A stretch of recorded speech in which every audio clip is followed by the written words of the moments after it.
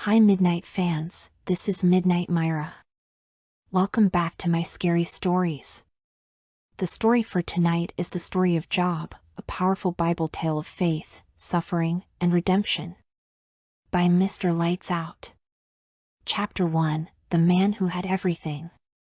In the land of Uz, under the vast desert sky where the winds whispered ancient secrets, there lived a man named Job. His name was spoken with admiration by merchants, elders, and travelers who passed through the city gates. Job was a man of integrity, blessed beyond measure. His herds roamed freely over rolling hills, his barns were filled with golden grain, and his household bustled with the joy of family and abundance. Job was not just rich in possessions, he was rich in faith. Every morning, before the first light of dawn, he would rise, stand upon his balcony overlooking his lands, and lift his prayers to God. He offered burnt sacrifices, not only for himself but for his 10 children, lest they had unknowingly sinned. His devotion was unwavering, his love for God unshakable. If you enjoy stories like this, know that I spend countless hours crafting these chilling tales just for you. Let me earn your subscription tonight and hit that bell, so you never miss the next terrifying adventure. I'll be ringing it too, every time a new story is ready to keep you on the edge of your seat. Now, let's dive back into the story. But beyond the serenity of his blessed life, there was something waiting. In the celestial courts above, a conversation was unfolding that would soon change everything. Job's world, built on trust and divine favor, was about to be tested in a way he never could have imagined. Chapter 2, A Heavenly Challenge. In the vast heavens, where celestial beings gathered, a challenge was issued that would shake the life of a righteous man. "Have you considered my servant Job?" God asked, his voice echoing across the expanse. "There is no one like him on earth, a man blameless and upright, who fears God and shuns evil." Satan, the fallen one, smirked. "Does Job fear you for nothing? Have you not placed a hedge around him, protecting everything he owns? Take it all away, and he will curse you to your face." A silence filled the heavens. Then God spoke, "Very well. Everything he has is in your hands, but do not lay a hand on his life." And so, the unseen forces began to stir. There was no turning back from what was about to unfold. Job's faith, tested beyond measure, was about to be pushed to its breaking point. Chapter 3, The Day of Destruction.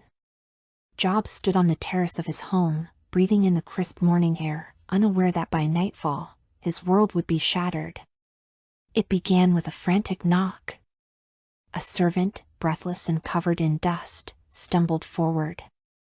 "Master, the Sabaeans attacked. They stole your oxen and donkeys, they struck down the servants. I alone escaped." Before Job could react, another servant ran in, eyes wide with terror. "Master!" Fire fell from the sky. It burned up the sheep and the shepherds. Everything, gone. A third came. The Chaldeans raided the camels, killed the herdsmen, took everything. Then the fourth. And this time, Job's knees buckled. "Master, your sons and daughters, they were feasting in your eldest son's house. A great wind came, the house collapsed, they are all dead." A wail escaped Job's lips. His body trembled as he fell to his knees. He tore his robe, shaved his head, and pressed his face to the ground. "Naked I came from my mother's womb, and naked shall I return. The Lord gave, and the Lord has taken away. Blessed be the name of the Lord." Job's heart shattered, but his lips did not curse God. In the face of unimaginable loss, his faith remained intact. Yet, this was just the beginning. His soul would be tested even further. Chapter 4, The Second Test. The halls of heaven stirred once more. Satan returned, scowling. "Skin for skin," he spat. "A man will give everything he owns to save his life. Strike his flesh, and he will curse you." God, knowing Job's heart, allowed it. Do what you will, but spare his life. The next morning, Job awoke to an unspeakable horror. Boils, blackened and oozing, covered his skin. His flesh burned, his body ached. He sat in the ashes, scraping his sores with a shard of broken pottery. His wife, who had suffered alongside him, could bear it no longer. "Curse God and die," she wept. Job's voice was hoarse but firm. "Shall we accept good from God and not trouble?" His suffering deepened, but still, Job did not sin. Though the pain threatened to consume him, his faith remained steadfast, a silent testament to his inner strength. Chapter 5: The Accusations of Friends. News of Job's suffering spread. 3 of his closest friends, Eliphaz, Bildad, and Zophar, came to see him. When they beheld his ruined form, they wept and sat with him in silence for 7 days, for what words could be spoken to such grief? But at last, they spoke, and their words were not words of comfort. "Job, you must have sinned," Eliphaz insisted. "God punishes the wicked. Repent, and you will be restored." "Your children must have done evil," Bildad added. "God does not destroy the innocent. Stop pretending you are righteous." Zophar scolded. "Your suffering is proof of your guilt." Job, weak and weary, sighed. "I have done no wrong.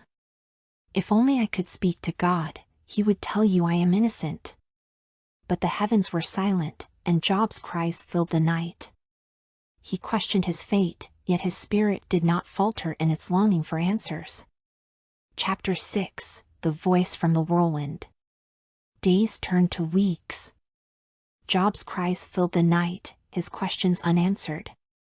Then, as a storm gathered over the wasteland, a voice thundered from the whirlwind. "Who is this who darkens my counsel with words without knowledge?"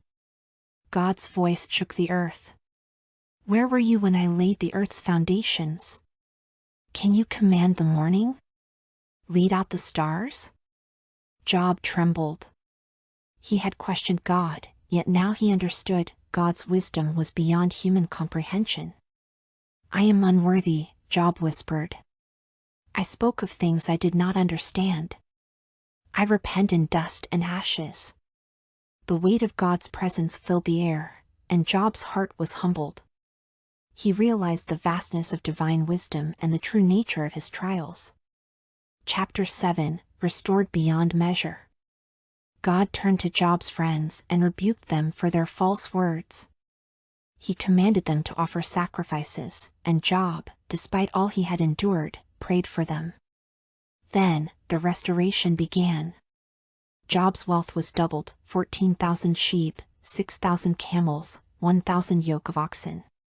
He was blessed with 10 more children, the most beautiful in the land. He lived 140 more years, seeing his great-grandchildren. In his final days, Job was surrounded by joy, proof that faith, even in suffering, is never in vain. His restoration was not just in wealth, but in the fullness of life, love, and divine blessing. Thanks for tuning in, folks.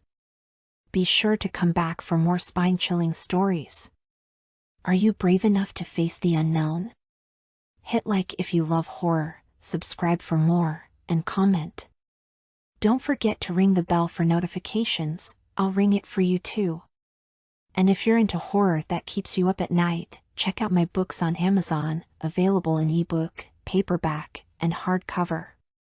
All from Mr. Lights Out, the master horror fantasy author from the Philippines. We make original stories for some scary fun. Writing and making videos helps me battle my seasonal PTSD, but once you start reading, will you be able to stop? Links in the description below. Big thanks to Lara's Horror Sound on YouTube. Subscribe, will ya? I have more stories coming your way.